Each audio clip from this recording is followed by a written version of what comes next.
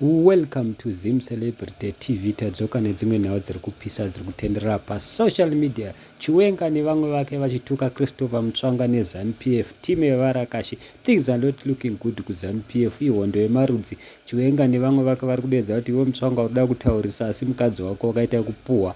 Mukadzi wako akatouya ine nhumbu kwauri saka ine zvisataure kwausina kuswera. Handisi guys ndinoti kudi nyatsoteerera munzwe zviri kutaurwa nevanhu vari kumira naChiwenga. Vamwe vari kumira neZANU-PF. Munongoziva Mega C2030 iri kurambwa naChiwenga nevamwe asi vana ED vari kuibvuma saka mahwani ega ega pakaipa teerera munzwe. Pane zvatiri kunzwa zviri kutaurwa naMutsvangwa. ZANU-PF is an evil party. ZANU iye Mutsvangwa iyeyo ari kuda kuti Chiwenga ari kurambidza mukadzi wake kuti asaone vana. Iyeyu Mutsvangwa akaita mukadzi wokuburukirwa, mukadzi waana yeMonica akaita mukadzi wokutopiwa nenhumbu zvese. Mutsvangwa akaitwa akabhadhakwa nekuitwa ambassador. Mutsvangwa is never fought any war. Kana muchiti nhema mupei Mutsvanga any type of a gun ayasembule. Mutsvangwa is never fought any war. Akangoburukirirwa mukadzi chete akaitwa ambassador. So he was being moved from one country to another as an ambassador. Iri payment yekuti he should not be staying around pamwe chete naMnangagwa. Kadzi waMutsvangwa Monica weaine mwana naMnangagwa. Saka Mutsvangwa munhu akatodyiswa matusi chaiwo kuti pfungwa dzake dzisashanda. Mutsvangwa we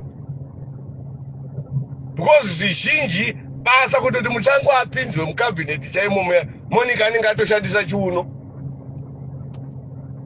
Havana kuregana. Saka Mutsvangwa haana chaanogona kuti zviita iye ari nani. Dambudziko rakaita vana Mutsvangwa madata windi vese vakapromiswa kunzi aiwa ndichasiyira iwewe. So they are pushing each other out of the circles. Mutsvangwa iye ane mwana wake mbavha yaita basa rekuchinja goridhe. Mutsvangwa mwana waMutsvangwa ndii akanga akasungwa nekuchinja goridhe. Nyaya yacho yakanopedzerwa mubedroom.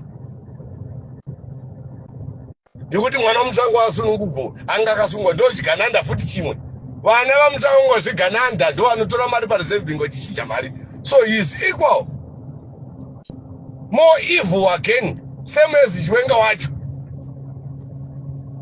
Ungataura zvevakadzi vanhu zviri kutaura iwe wakahurigwa nemukadzi ukapiwa mukadzi wako wokuburukirwa kunge bhasikoro.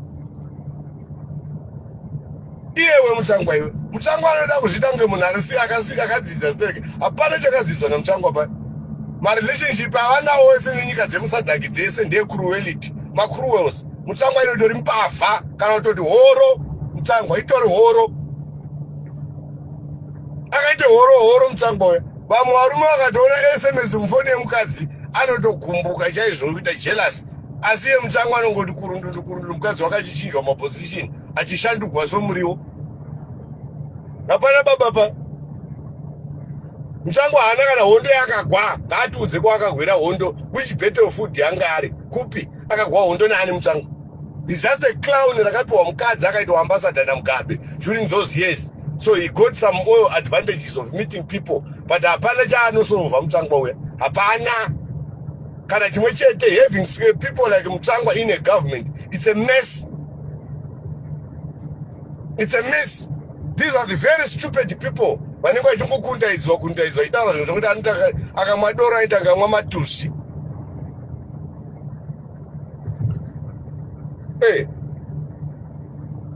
Kupi yakatoitwa naChiwenga Mutsvangwa anga ari kupi?